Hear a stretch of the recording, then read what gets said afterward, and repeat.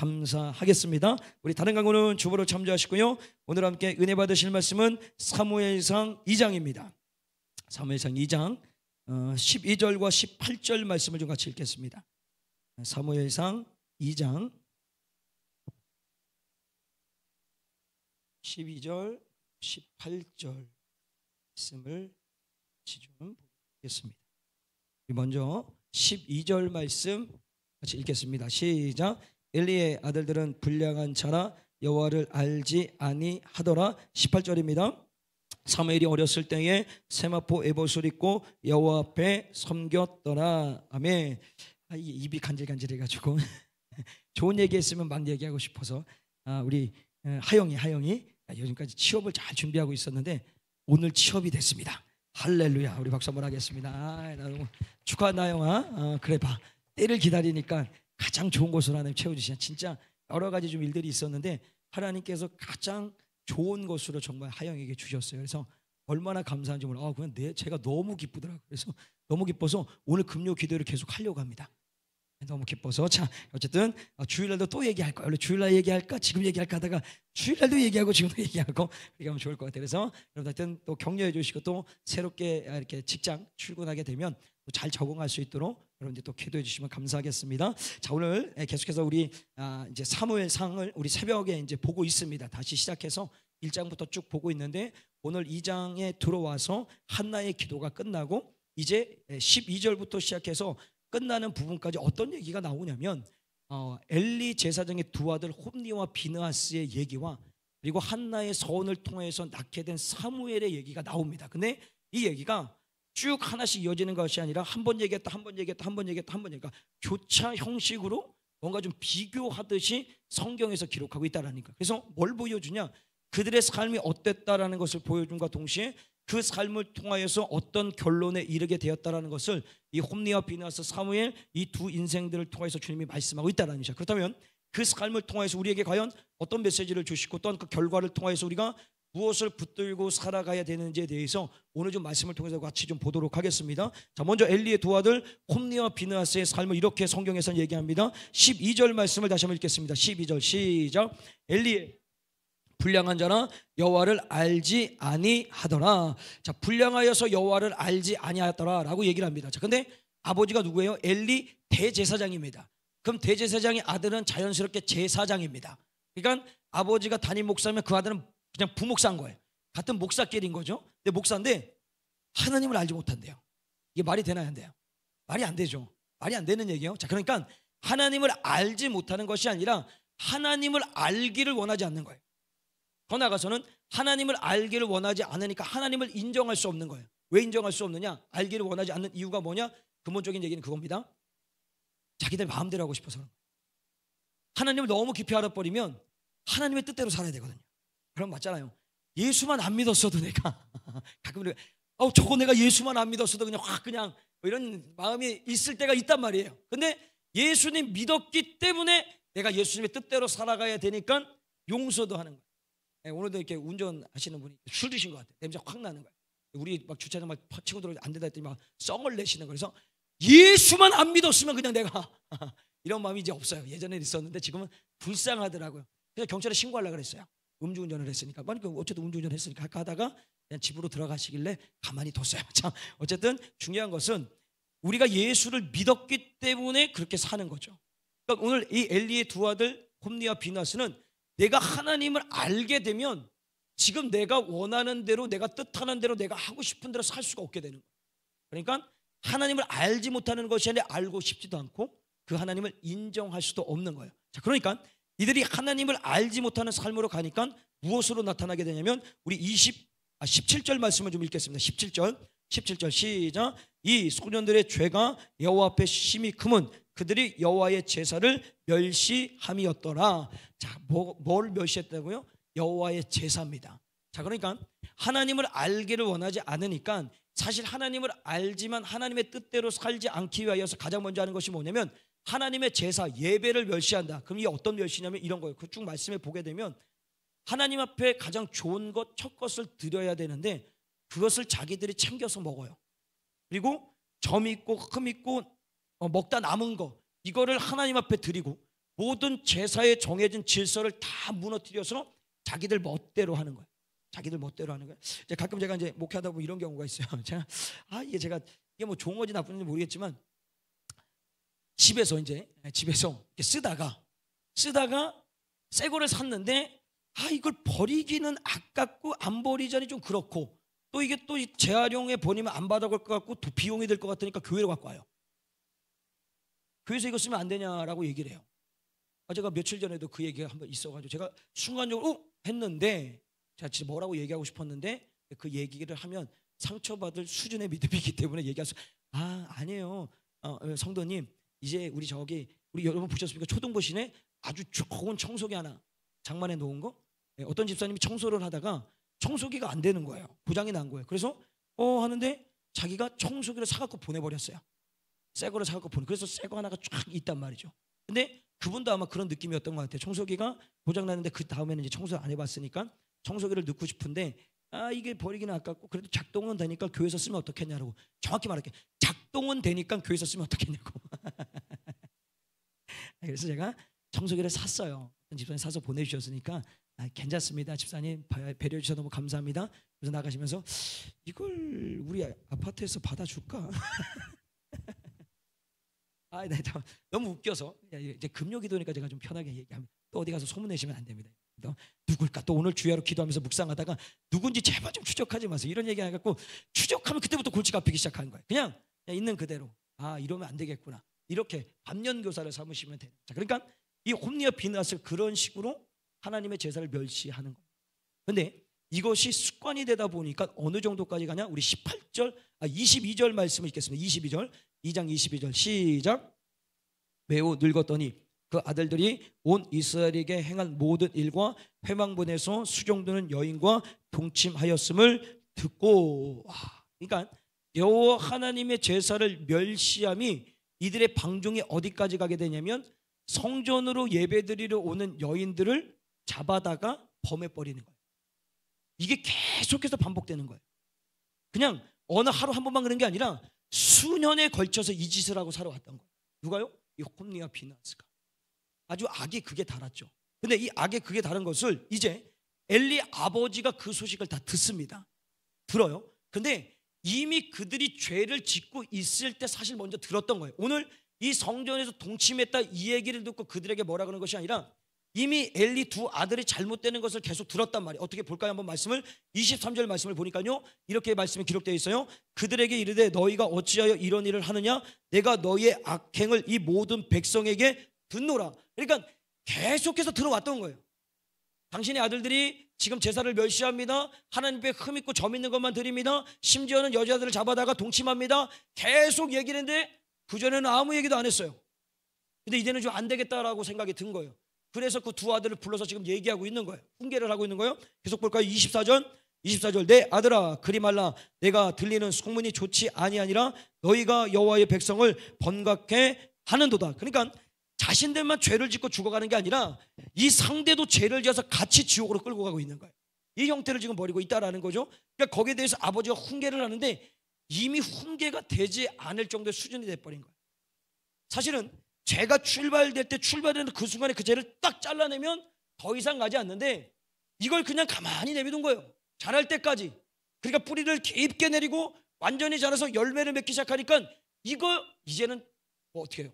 어떻게 감당할 수가 없는 거예요. 그러니까 아버지는 떠들어라 그냥 말 그대로 귀뚱으로도 안 듣고 아이고 아직 살겠어 그냥 우리 삶대로 살아갈게요 하고 얘기해버리는 먹히지가 않는.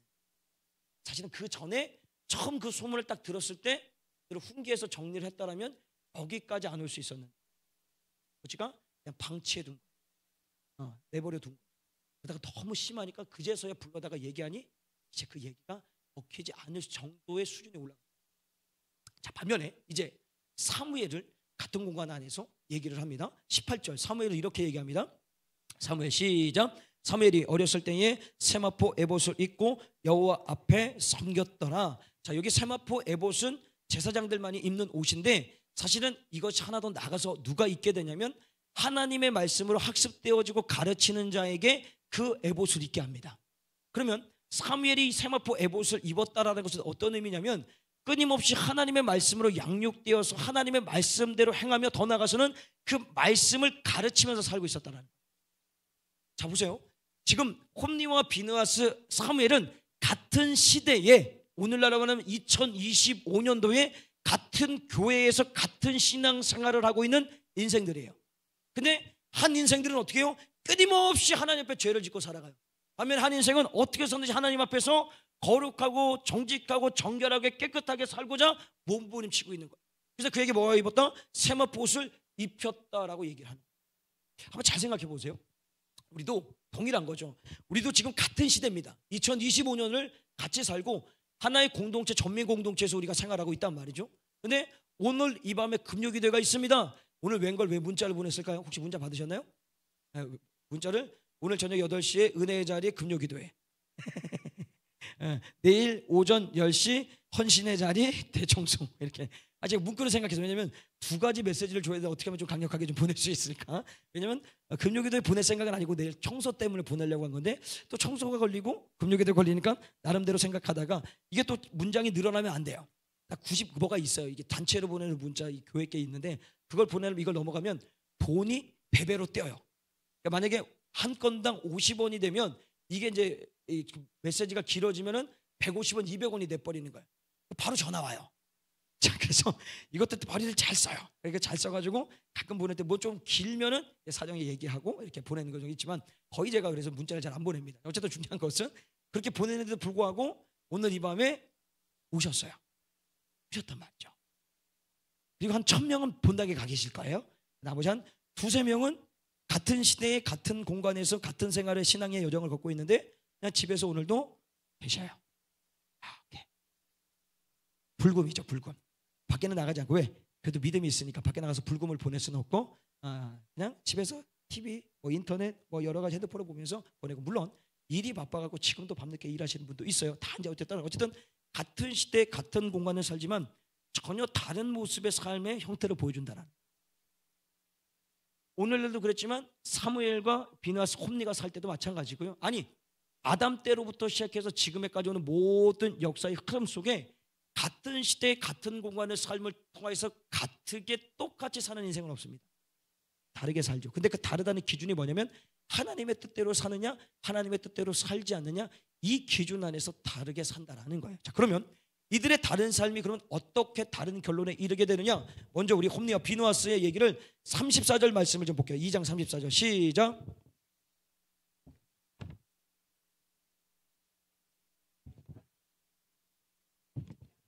자, 하나님의 심판의 메시지가 두 아들이 한 날 딱 죽는다는 거예요. 근데 앞서서 쭉 말씀이 뭔 얘기를 하냐면 그냥 엘리 집 전체에 대하여서 그냥 너희 집에는 모든 대가 끊긴다라는 거예요.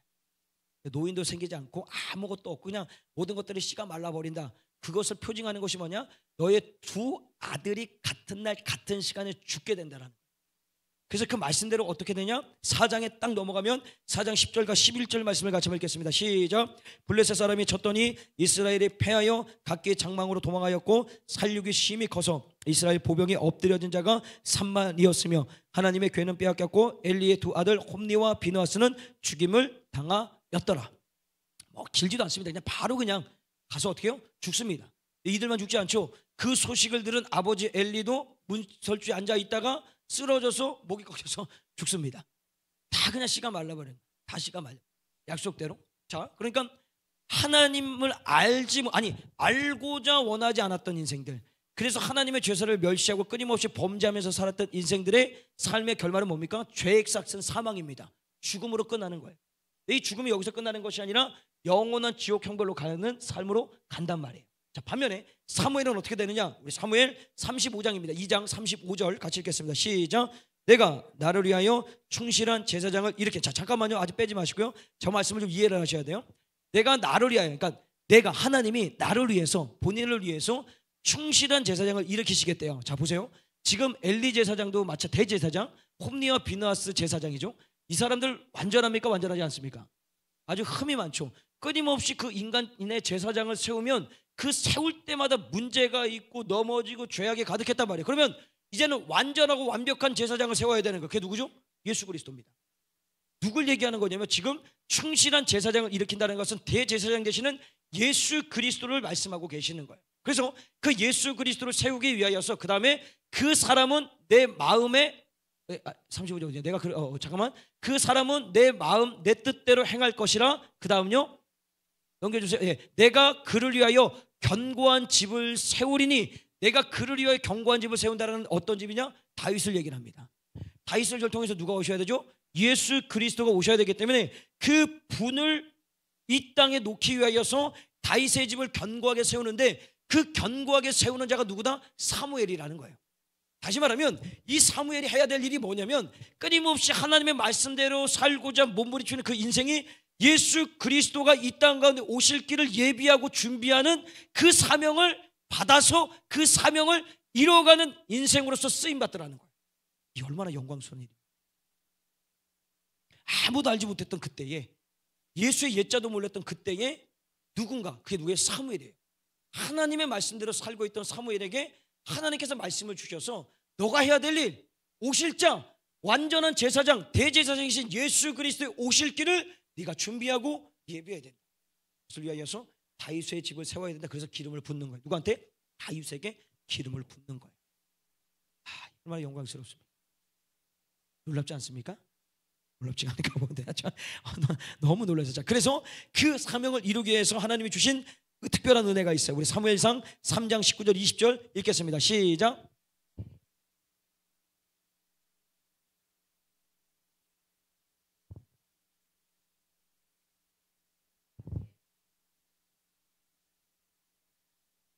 를 알았더라. 자, 보세요. 사무엘이 말하는 것이 하나도 땅에 떨어지지 않게 한대요. 그게 어디서부터? 단에서부터 부엘세바까지. 이게 뭐라고 했죠?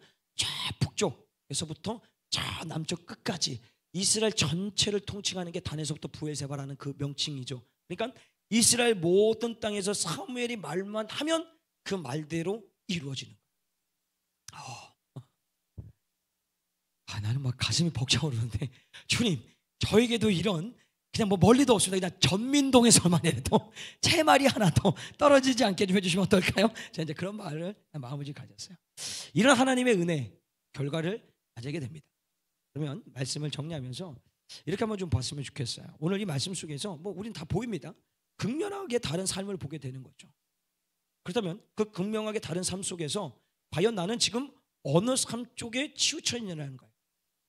홈리와 비나스의 하나님을 멀리하고 알고 싶지 않은 삶으로 점점 가고 있느냐, 아니면 반면에 끊임없이 악혀져가는 이 세상 가운데서도 그럼에도 불구하고 오늘도 그 여호와 하나님의 뜻대로 살고자 내가 몸부림치고 있느냐, 이것을 오늘 이 밤에 한번 점검해 봐야 돼요.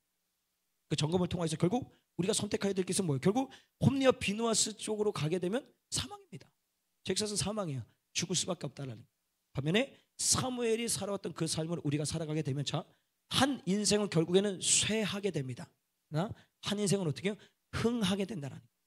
그럼 우리는 어디로 가야 돼요? 흥하는 쪽으로 가야 돼요. 여러분의 모든 평생의 삶이 흥하는 삶이 되셔야 돼요. 그 삶을 위해서는 그냥 오늘도 세상이 뭐라 그런다 할지라도, 누군가 이런저런 얘기를 한다 할지라도 오늘도 그 주의 말씀이 나를 꽉 붙들어서 그 말씀을 듣고 읽고 배우고 내 몸에 새겨서 그 말씀대로 오늘도 뜨벅뜨벅 그 삶을 살아내는 거예요. 그러면 결국 지금은 그것이 우리에게 힘들고 어렵고 좁은 길 같아 보이지만 결국엔 하나님께서 가장 넓은 것, 흥한 삶, 사무엘의 말이 하나도 떨어지지 않도록 그렇게 역사했던 주님이 우리에게도 동일하게 역사해 주셔서 여러분의 삶 가운데 여러분들이 바라고 원하는 선포하는 모든 것들이 그대로 여러분의 삶 가운데 실현되고 재현되는 거예요. 이 은혜를 여러분들이 평생에 누리시길 주님 간절히 축복합니다. 우리 같이 한번 말씀을 생각하시면서 우리 같이 한번 찬양하고 기도하겠습니다. 오 신실하신 주님이십니다. 오늘 주님의 약속의 말씀은 한 번도 우리 가운데 변함이 한 번도 신실하신 주님은 우리에게 약속을 어기신 적이 없습니다. 그 마음 가지고 기도하겠습니다.